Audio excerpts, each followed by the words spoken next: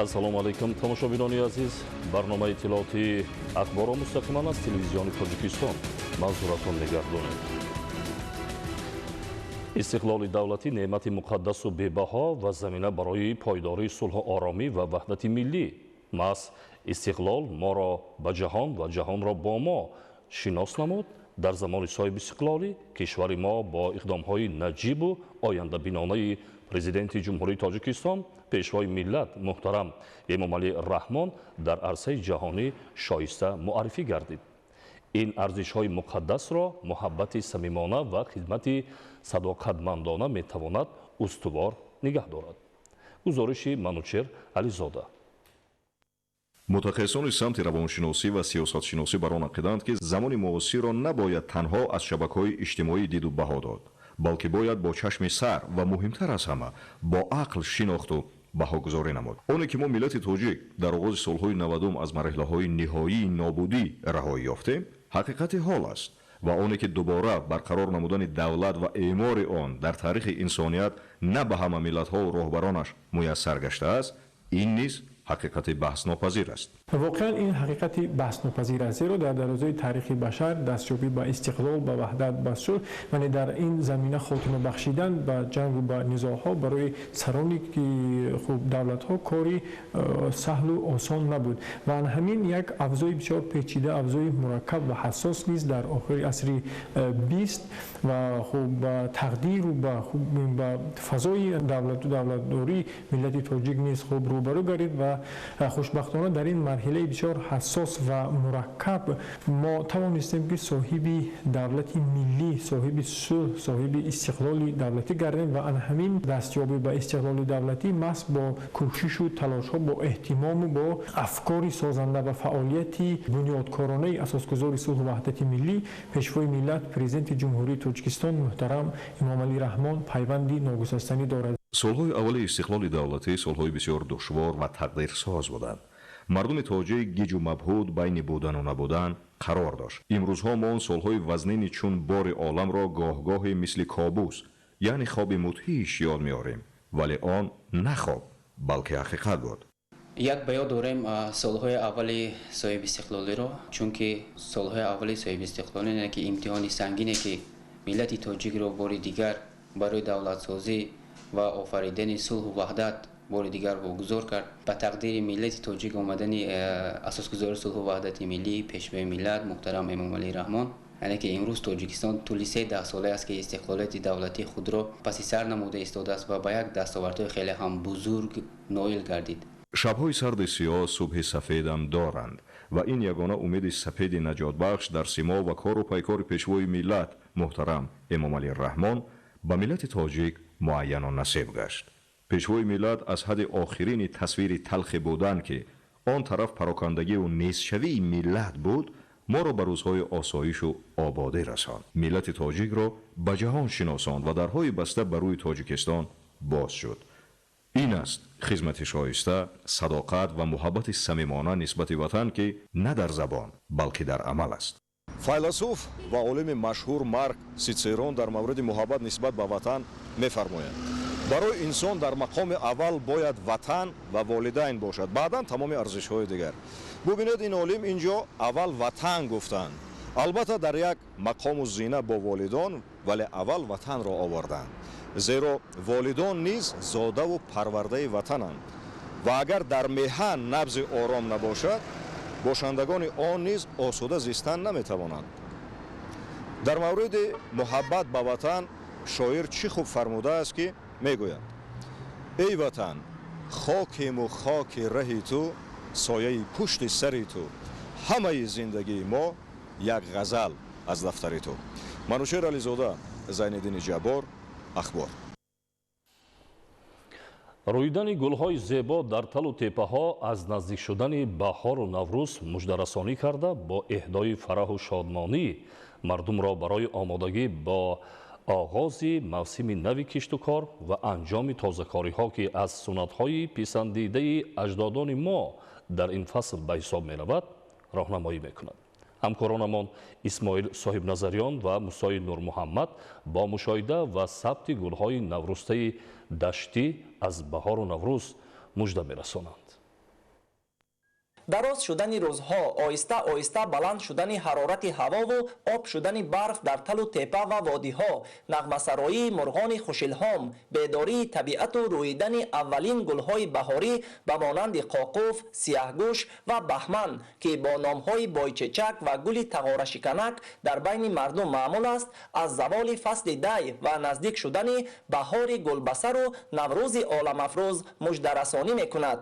наврӯз ки ҳамчун ҷашни аввали сол аз ниёгони соҳибтамаддуну бофарҳанги бостони мо аз насл ба насл ба мерос меояд, табиати ватани азизамон низ ба истиқболи он қабои хеш дигар карда сабзу муаттару гулпӯш мегардад. рӯидани гулҳои қоқуф, бойчечак ва сияҳгӯш аз омадани баҳору наврӯз мужда медиҳанд. бо об шудани барф, мӯътадил шудани ҳарорати хок, аввалин шуда ин гулҳои зебои баҳорӣ дар талу теппаҳои ҳудуди ноҳияи Хуросон мерӯянд ва ҷавонону наврасон аз ин гулҳо чида бо гулдастаҳо ба мардумон муждагонӣ мерасонанд, ки омади баҳору наврӯз наздик аст. ҷашни наврӯз ки ба табиат рабт дорад, дигаргуншавии он, бедории табиат мардумро ба оғози кишту кор, марҳилаи нави рӯзгордорӣ роҳнамоӣ менамояд ва миллати тоҷик ҷашни наврӯзро бо тамоми анъанаҳои хосаш таҷлил менамояд ва бо ташаббуси бевоситаи пешвои миллат ҷашни наврӯз мақоми байналмилалӣ гирифт. акнун наврӯзро дар дигар давлатҳо низ бо расму оинҳои тоҷикона истиқбол менамоянд. тоҷикистон воқеан ватани наврӯз аст, зеро баъд аз ҷашни садда гулҳои наврӯзӣ, гулҳои баҳорӣ мерӯянд, ки зебогӣ, нафосат ва таровати наврӯзро бозгӯӣ менамояд. идомаи ахбор. ба истиқболи ҷашни 35-солагии истиқлоли давлатӣ дар шаҳри Турсунзода бунёду ба истифода додани 459 иншоот ба нақша гирифта шудааст. ҳоло тадбирҳои ободонӣ дар ҷамоати деҳоти Навобод бо самгузории фаъолонаи сокинон идома дорад. гузориш аз шаҳри Турсунзода. бунёди муассисаҳои таълимӣ, иншооти соҳаи тандурустӣ ва роҳҳои маҳаллӣ дар ҷамоати Навобод бо саҳмгузории фаъолонаи сокинону соҳибкорон дар якҷоягӣ бо мақомоти иҷроияи ҳокимияти давлатии шаҳри Турсунзода ҷараён дорад. дар маҷмӯъ дар доираи омодагиҳо ба ҷашни 35-солагии истиқлоли давлатӣ дар деҳоти Навобод дар заминаи дастгириҳои ҳукумати кишвар бунёду ба истифода додани 41 иншоот ба нақша гирифта шудааст.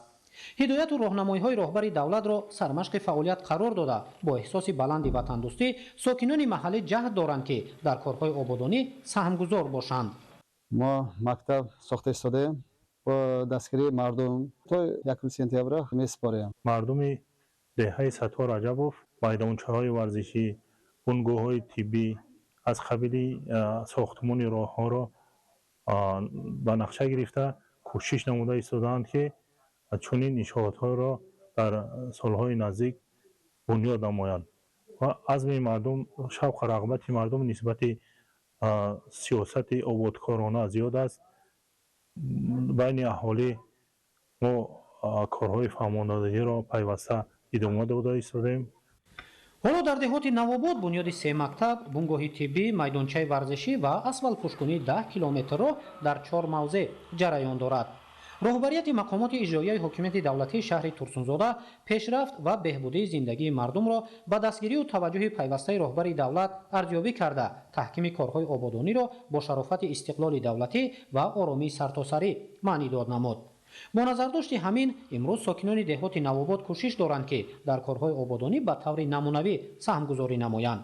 сокинони маҳаллаҳои Канорӣ, Хонақҳо, Анҷир ки дар ҳудуди ҷамоати деҳоти Навобод зиндагӣ мекунанд бо ҳашари дастаҷамона ба воситаи техникаҳои махсус имрӯз барои худ шароит муҳайё карда 6 километр роҳе ки дохили сой буд, дар он роҳ сел меомад, роҳро канори сой яъне селраҳак гирифта истоданд ба воситаи техника, ба воситаи ҳашари дастаҷамонае ки имрӯз мардум бо дили гарм баромада барои шароити мусоид фароҳам оварданд, дастаҷамона кору фаъолият карда истоданд.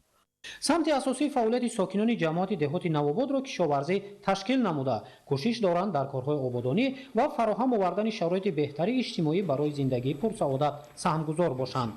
Аз 41 иншооте ки ба истиқболи ҷашни 35-солагии истиқлоли давлатӣ ба нақша гирифта шудааст, аллакай 32 иншоот мавриди истифода қарор гирифтааст. пешвои муаззами миллат дастур доданд ки дар ҳар як маҳалло ки дар сари ҳар як 100 000 хоҷагӣ бунёди муассисаҳои мактабӣ ба роҳ монда шавад. мо дар асоси дастуру супоришҳое ки дар паём ироа гардид байни аҳолии ҷамоат корҳои фаҳмондадиҳиро ҷоноб намуда истодаем. умуман дар шаҳри турсунзода дар доираи омодагиҳо ба таҷлили ҷашни 35-солагии истиқлоли давлатӣ бунёди 459 иншоот ба нақша гирифта шудааст.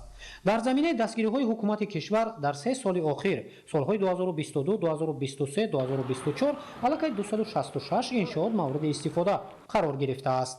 ҳоло бошад дар 160 иншооти дигар корҳои сохтмонӣ бо ҷалби коргарону мутахассисон ба саҳмгузории фаъолонаи соҳибкорону сокинони маҳаллӣ ҷараён дорад. тавассути таҳкими корҳои ободонӣ саодати сокинон дар зиндагӣ афзун гардонида мешавад. ҳамасола ба истиқболи ҷашни муҳими таърихӣ истиқлоли давлатӣ дар шаҳру ноҳияҳои вилояти хатлон бунёди садҳо иншооти хизматрасониву маишӣ ба роҳ монда мешавад ки ин дар таъмини инфрасохтори зарурӣ баҳри сокинон мусоидат менамояд. сокинону соҳибкорони ноҳияи ҷалолиддини балхӣ низ ба хотири арзанда пешвоз гирифтани ҷашни истиқлоли давлатӣ иқдомҳои созандагиву бунёдкориро амалӣ намуда истодаанд. гузориши маҳмараҷаб абдуллозода ва давлати файзулло. давоми 33 соли соҳибистиқлолии кишвар ноҳияи ҷалолиддин балхӣ ба дастовардҳои зиёди назаррас ноил гардидааст. қомат афрохтани бинову иншооти маишиву хизматрасонӣ, сол аз сол ободу зебо гардонидани маркази ноҳия ва деҳоти он аз ташаббусҳои созандаи президенти ҷумҳурии Тоҷикистон, пешвои миллат муҳтарам Эмомалӣ Раҳмон ва дастгирии сокинону соҳибкорони ободгари ин меҳан башорат медиҳад ки баҳри фароҳамгардонии шароити беҳтари кору хизматрасонӣ ба аҳолӣ талош намуда истодаанд. имрӯзҳо бо саҳми мақомоти маҳаллӣ ҷалби соҳибкорону шахсони саховатпеша дар доираи амалигардии корҳои ободониву созандагӣ дар ҷамоатҳои деҳоти ноҳия иншооти муҳими хоҷагии халқ бунёд ёфтааст ки ин ҳама бо мақсади арзанда истиқбол гирифтани ҷашни бошукӯҳи миллӣ 35-солагии истиқлолияти давлатии кишвар ба ҳисоб меравад. мавриди зикр аст ки дар ин замина 340 иншоот ба нақша гирифта шуда то имрӯз қисмати зиёди он мавриди баҳрабардорӣ қарор гирифтааст ва дар боқимондаи он корҳои сохтмонӣ вусъати тоза дорад. баланд бардоштани сифати таълим аз фароҳам будани шароити созгор дар муассисаҳои соҳаи маориф маҳсуб мегардад ки дар ин самт бо таваҷҷӯҳи ҳамешагии ҳукумати ҷумҳурии Тоҷикистон ва ҳиссагузории сокинону соҳибкорон корҳои назаррас ба анҷом расонида шудааст. бунёди муассисаҳои наву замонавӣ ва синфхонаҳои иловагӣ дар доираи истиқболи арзандаи 35-солагии истиқлолияти давлатӣ дар ноҳияи ҷалолиддин балхӣ суръат гирифта барои насли наврас имконияти фарох дар самти илмомӯзӣ муҳайё гардидааст ки натиҷаи дастовардҳои онро ба маротиб афзун гардонидааст. симои зоҳирии ноҳия бо заҳмату талошҳои шабонарӯзии масъулин ва сокинон ба куллӣ тағйир ёфта ба хотири боз ҳам ободу назаррабо гардидани кӯчаву хиёбонҳо, шинонидани гулу бутаҳои рангоранги ороишӣ ва ниҳолони сояафкан идома дорад. дар доираи корҳои ниҳолшинонӣ ва кабудизоркунии мақомоти ҷоияи ҳокимияти давлатии ноҳияи ҷалолиддин балхӣ тавассути ба роҳ мондани ҳашарҳои дастаҷамона тадбирҳои хуррамгардониро дар ҳудуди ҷамоатҳои деҳоти ноҳия вусъат мебахшад.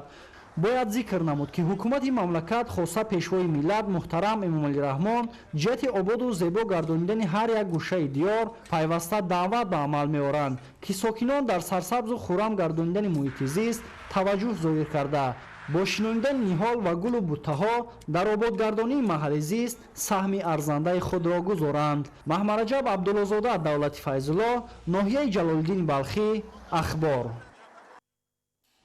با مقصد جلب خوانندگان به خدمت وطن مادر در قسم نظامی 01123 قشون‌های زودعمل وزارت مدافعه جمهوری تاجیکستان در ولایت مختار کوهستانی بدخشان روزی درهای گشاد برگزار گردید. گزارش در این خصوص. خدمت به وطن افتخار هر یک جوانمرد صاحب وطن می باشد. وطنی که امروز صاحب استقلال و دموکراسی است، فضای تنجی و آسودگی در آن پایدار است، مثل پدر و مادر عزیز و مقدس می باشد. می سازد که میهن خیش را حفظ و آباد نماییم. واقعا خدمت به وطن قرض هر یک شهروند بوده. دلیری و جسوری و جوانمردی هر یک نفر با ننگ و ناموس را طلب می کند. محض از این مکتب بزرگ جوان پسران شجاعت و مردانگی آموخته مقدسترین ارزش حیات، دوست داشتن و صادقانه محافظت کردن خاک پاک وطن عزیز را از خود می نمایند. زیرا سربازان و افسران ارتش ملی مرز و بوم را از خطرهای بیرونه حفظ می نمایند و کفیل امنیت، صلح و ثبات در جامعه ارزیابی کرده می شود. از این راه خدمت حربی برای هر یک شهروند وطن دوست کشور، مخصوصا جوان پسران، مایه افتخار و شرفمندی می باشد، چون که محض آینده جامعه از دلیری و جسوری و استواری و قوی ارادگی آنها وابستگی دارد و مسئولیت فرد و دولت و ملت به دوششان واگذار شده است. این است که در دایره نقشه چاره‌بینی های مقامات اجرایی حاکمیت دولتی ولایت مختار کوهستانی بدخشان در همدستی با کمیسریت حربی ولایت در قرارگاه قسم نظامی 01-123 قشون‌های زودعمل وزارت مدافع جمهوری تاجیکستان در شهر خاروغ روز درهای کشاد برگزار گردید. خوانندگان با حس بلند وطن دوستی با نازوکی‌های تکنیکی و اسلحه و مهمات حربی از نزدیک شناس گردیدند، زیرا آموزش این مکتب بزرگ حیات در آینده برای ادای خدمت مساعدت خوب دارد. طالب علمان از چاره‌بینی درهای با ثمرناک استفاده نموده معلومات بیشتر را راجع به تکنیک و اسلحه و دیگر مهمات جنگی از خود نمودند. افسران قسم نظامی و سربازان خوانندگان مؤسسه‌های تعلیمی شهر خاروغ را از جای خوب، اتاق‌های درس آموزی، تکنیک و اسلحه آشنا ساخته با طرز استفاده نگهداشت آن معلومات مکمل گرفتند. خوانندگان از اتاق‌های معیشی، حجره لباس خشک‌کنی، شرایط بود و باش و استراحت و فراغت حامیان وطن از نزدیک شناس شدند. بعد شناسایی با خوابگاه، خوانندگان از آشخانه سربازان طرز تیار نمودن خوراک نیز دیده نمودند. چنین چاره‌بینی جهت آماده نمودن نسل نورس به خدمت در صف‌های ارتش ملی مساعدت نموده برای در روحیه محبت به وطن و مقدسات آن تربیت نمودن نسل نورس زمینه با اعتماد خواهد گذاشت.